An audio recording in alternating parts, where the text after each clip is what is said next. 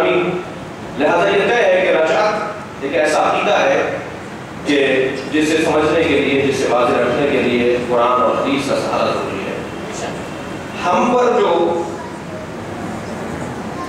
हर्जा सराई, बद बयानी, बद कलामी और हमारे बारे में जो मनफी रवैया है, उनमें जिन उन्वानात को करार देकर हमारे बारे में गुफ्तगू होती है, उनमें से एक उन्वान रजत है।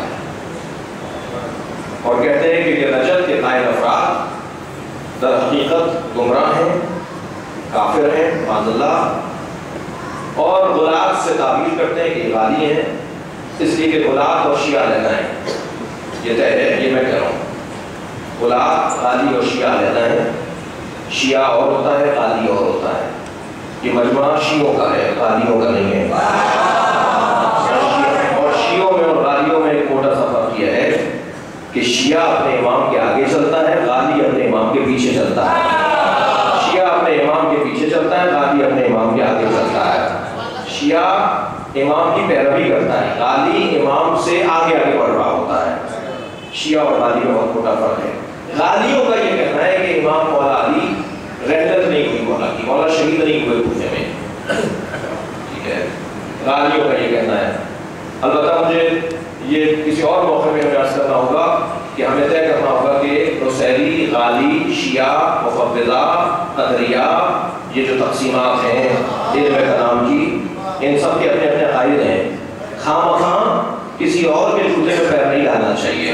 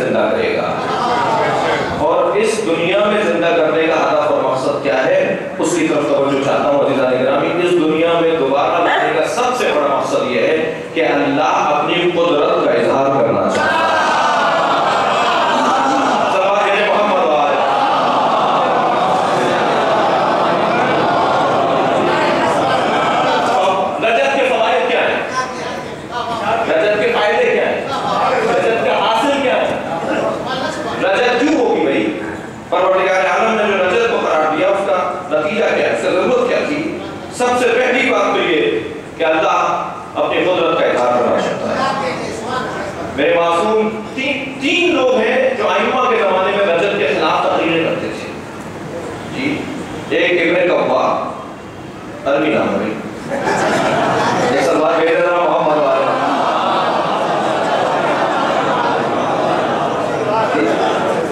एक इब्न कव्वा, एक अबू हनीफा जो बहुत मोहतरम है हमारे भाइयों के यहाँ।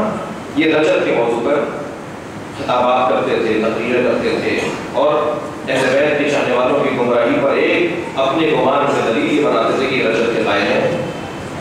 और जो मुखालफतें किया करते थे, दलाइल कायम किया करते थे, उन दलाइल के सबके आइम्मा ने जवाब दिए।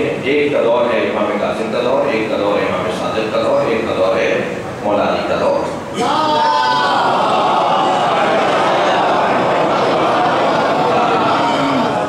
इमाम शुशुब के दौर में जब मुखालफत थी तो हजरत ने फरमाया कि ला यखाफून अल-कुदरता इल्ला अल-क़दरिया। रजत का सवाल हो रहा है, सवाल रजत का हो रहा है। किसी ने आकर पूछा मौला, तब तो ये नहीं, किसी ने आकर पूछा मौला फला शख्स जो है वो रजत के खिलाफ बोलता है, तो आप क्या फरमाएंगे? हजरत ने फरमाया कि कुदरत का कोई इनकार नहीं कर सकता सिवाय क़दरियों के।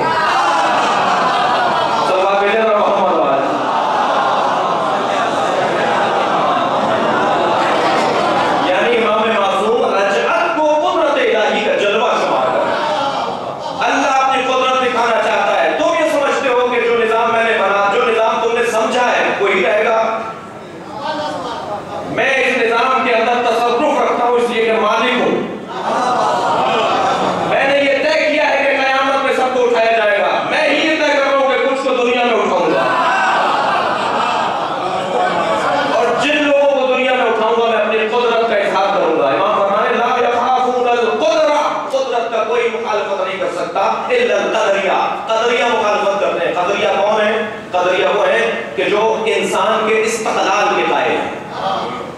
हम लोग इंसान के इस्तिक़लाल के कायल नहीं हैं। हम ना मजबूर महज जानते हैं, ना मुख्तार ताम जानते हैं। हम इंसान को ना मुख्तार ताम मानते हैं, ना मजबूर महज मानते हैं। बल अम्र बैन अल-अमरैन, दरमियानी कैफियत है, हद वसत है, एतदाल है, इक़्तिसाद है, एतदाल है, मयाना रबी है, हद वसत है, उम्मत वसती है। नहीं हो सकता कि मजबूर महज भी हो इंसान। हमारा कैसे समझूं कि मैं ना मजबूर महज हूं ना मुख्तार ताम हूं? हज़रत ने फरमाया अपना एक पैर उठाओ। इस शख्स ने अपना एक पैर उठाया। हज़रत ने फरमाया दूसरा पैर भी उठाओ। क्या मैं बोला नहीं उठा सकता? हज़रत ने फरमाया इतना ही मुख्तार हो, इतना ही मजबूर हो।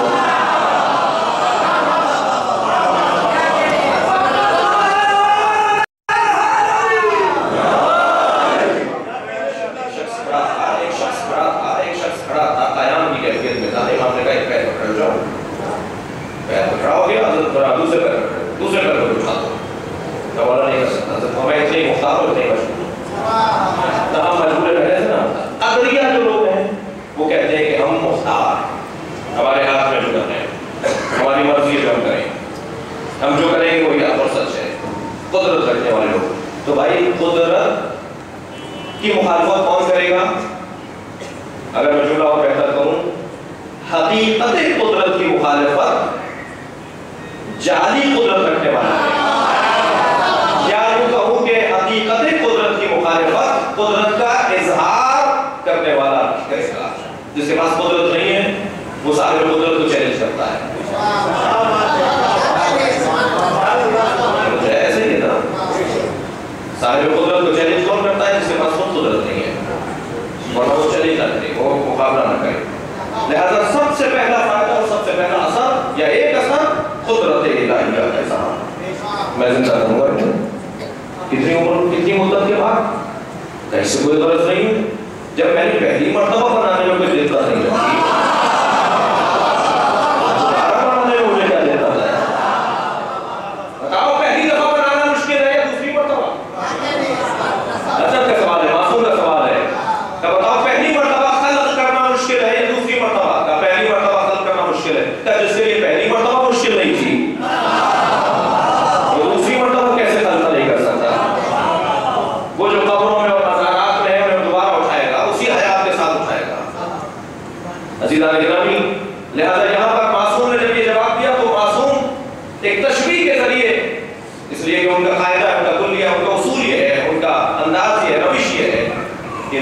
अक्ल के मुताबिक बात करते हैं, लोगों की अक्ल के मुताबिक बात करते हैं। मासूम ने एक मिसाल दी जिसे मैं अपने अल्फाज में अपने माहौल के मुताबिक अर्ज कर रहा हूँ जी। नक़्ल मफ़हूम है, नक़्ल मलफूज नहीं है। भाई अजीब बैठे हो, मैं मौला के कौल का मफ़हूम नक़्ल कर रहा हूँ, मलफूज नक़्ल नहीं कर रहा हूँ। मेरे मौला ने जो मिसाल दी, मेरे मौला ने जो इस्तेमाल किया, उसकी एक मिसाल आपके हमारे घरों में हमसे पहले तो बहुत ज़्यादा था, और अब भी बात घरों में ऐसा है जो खास तौर पर देहात से ताल्लुक़ रखते हैं कि हमारे यहाँ जहाँ घरों में भैंसें हुआ करती थी, जानवर दूध देने वाले हुआ करते थे, और फिर उसके बाद उससे जो दही और जी लबनियात जमा हो जाती थी, उनको एक बड़े घड़े में डालकर उसे भिगोया जाता था। भिगोने से पहले मक्खन दिखाई नहीं देता था, और जैसे जैसे उसे हिलाते रहते थे मक्खन के ज़रात दिखाई देने लगते थे, और फिर उन्हें एक मरतबा बाहर निकाल लिया जाता था। नजर नहीं आ रहे, मगर हर चीज जो नजर ना आए उसका इनकार नहीं होता।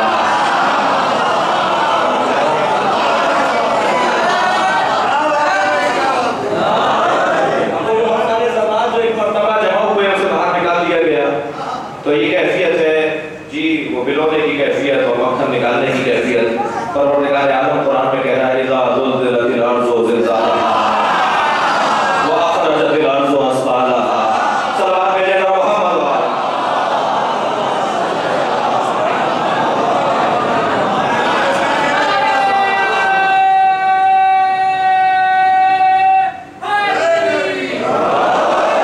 मासूम ने कुरान मजीद से, मेरे मौला अली कुरान मजीद से दलाइल लेकर आ रहे हैं, और उन दलाइल में हज़रत उज़ैर का हिस्सा गुजर रहे हैं। पानी में देख रहे हैं कि लोग मरे हुए हैं, ढांचे फैले हुए हैं, किसी की खोपड़ी पड़ी है तो किसी के बाजू का ढांचा है, घर गिरे हुए हैं, आबादी खराबे में तब्दील है। कहने लगे या अल्लाह ये दोबारा कैसे उठाएगा। हज़रत उज़ैर चले थे घर से, एक रुमाल में रोटी बांधकर गधे पर बैठ कर निकले थे सफर पर। जैसे ही सवाल किया, नींद तारी होने लगी। अपने गधे को नजदीक जगह पर बांध दिया और वहां पर सो गए। जैसे ही परवरदिगार आलम से सवाल किया तो फ़अमाता, कुरान कह रहा है हमने मार दिया उज़ैर को। हमने उज़ैर को मार दिया। और उसके बाद जब हज़रत उज़ैर उठे तो क्या देखा कि गधा जो था उसका ढांचा पड़ा हुआ है, उसकी हड्डियां और रोटी ताज़ा है।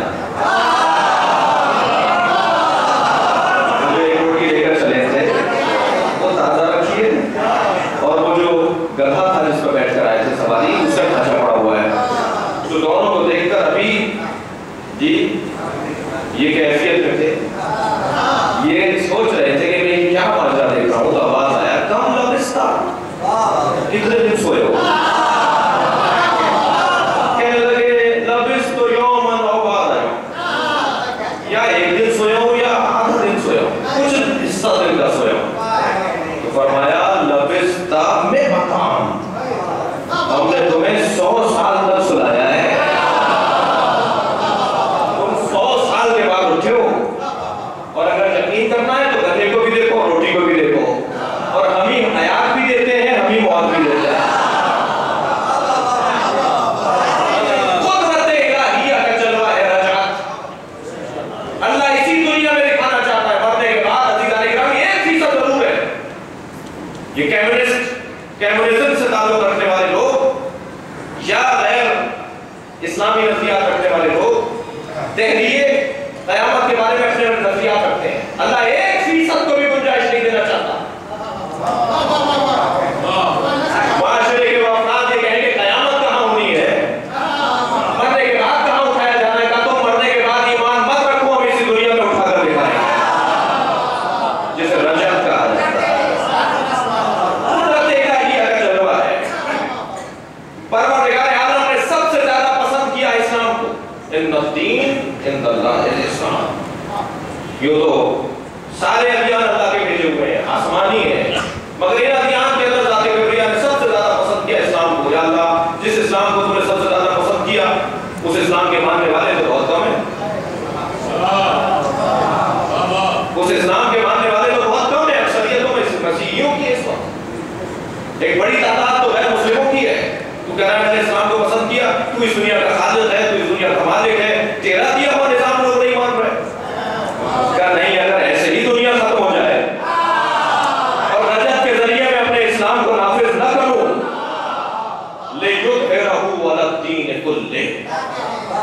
कुरान पुकार कर कह रहा है, अल्लाह ऐलान कर रहा है, मैं अपने दीन को सब पर गालिब करूंगा। ये सब पर गालिब करने ही को तो रजत कहा जाता है। रजत इसके अलावा क्या है? वक्त आएगा कि सब पर गालिब हो जाएगा दीन मुबीन इस्लाम। तीसरी दलील, नूरीदु अन नमुन अला लज़ीना इस्तुज़इफू फिल अर्ज़ व नजअलहुम अइम्मा व नजअलहुमुल वारिसीन। हम एहसान कर रहे हैं उन लोगों पर, एहसान बहरहाल नबी पर भी अल्लाह ही का है। हम एहसान कर रहे हैं उन लोगों पर कि जिन्हें जमीन पर मजलूम बनाया गया, मजलूम करार दिया गया, जमीन पर जिन पर जुल्म हुआ, हम उन पर एहसान कर रहे हैं कि हम उन्हें जमीन का वारिस बनाएंगे, हम उनके हाथ में इख्तियार देंगे। इसी दुनिया में इख्तियार हुसैन को मिले तब अल्लाह का वादा पूरा होगा। भाई हुसैन से ज्यादा कोई मजलूम है? और कुरान कह रहा है जिसे मजलूम बनाया गया हम उसे वारिस बनाएंगे। तो हुसैन तो मजलूम हुए और इस दुनिया से चले गए, वारिस कैसे बना हुसैन? सिवाय रजत के नजरिए के कोई और नजरिया समझ में नहीं आता। सलवात भेजे मोहम्मद व आले मोहम्मद।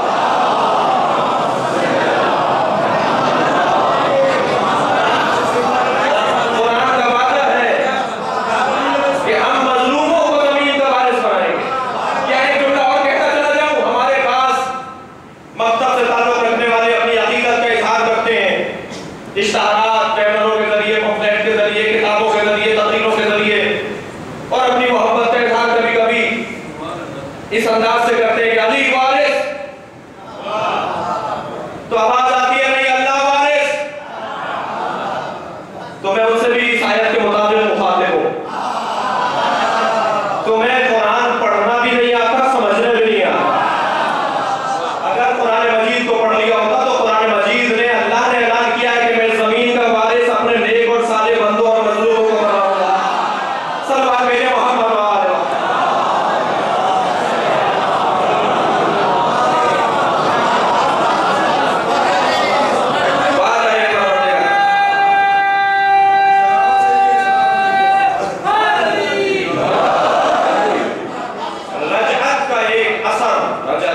नतीजा हुदूद इलाही को ताअत्तुल से निकाल कर निफास की तरफ ले जाना। आज हमारे पास जुल्म हो रहे हैं, हद इलाही नाफिज होता है। जो कुरान ने हद दिया, वह हुदूद दी है, जो मासूमीन ने ताज़ीरात दी है, नहीं होती। हुदूद इलाही नाफिज नहीं, ताअत्तुल का शिकार है। अल्लाह ने इसलिए नाज़िल किया था कि किताबों में रह जाए। अल्लाह ने ये इसलिए नाज़िल किया था कि तसव्वुरात में रह जाए, तकरीरों में रह जाए और बयानों में रह जाए। परवरदिगार आलम ने हुदूद इलाही को, सज़ाओं को इसलिए नाज़िल किया था ताकि मुजरिमों को सज़ा मिले, ज़ालिमों को सज़ा मिले। हुदूद इलाही को ताअत्तुल से निकालने का दूसरा नाम रजअत है। जब रजअत की कैफियत होगी तो हद इलाही नाफिज होगा। अज़ीज़ान इकरामी, मुखालफत इस मौजू की बहुत अरसे से है और हत्ता अबू बसीर, मोमिन ताब, वाला इब्न फरैस, ज़करिया इब्न आदम, वो जो 18 असहाब इज्मा हैं अइम्मा के, जिनके बारे में अइम्मा ने फरमाया कि अगर हमारी हदीस इनमें से किसी एक तक पहुंच जाए, यानी उसके रावी इनमें से कोई एक हो, तो समझो हमने कहा है। मौत खास अइम्मा के 18 अफराद जिनमें से चंद के मैंने नाम लिए। हमारे मुखालिफों की किताबों में जब उनके ऊपर तबसरा होता है, जब वो तादील होती है, जब उनके बारे में जी कलम उठाते हैं कि वे कैसे थे, तो कहते हैं कि ये गुमराह थे इसलिए कि रजअत का अकीदा थे। रजअत का अकीदा होना एक तवील अरसे से हमारे खिलाफ एक महाज लिए हुए। इसको समझना, इसको समझाना, इसको बयान करना कदर मुश्किल जरूर है, इसलिए कि आम मौजूद नहीं है, ज्यादा बयान नहीं होता। लेकिन इतना जरूर है कि इमाम फरमाते हैं हमारा शिया नहीं है जो 3 चीजों को ना मानता हो। एक मेराज नबवी, जो नबी की मेराज का इनकार करे, जिस्मानी मेराज की बात हो रही है, वरना रूहानी मेराज के तो सब इकरार करते हैं।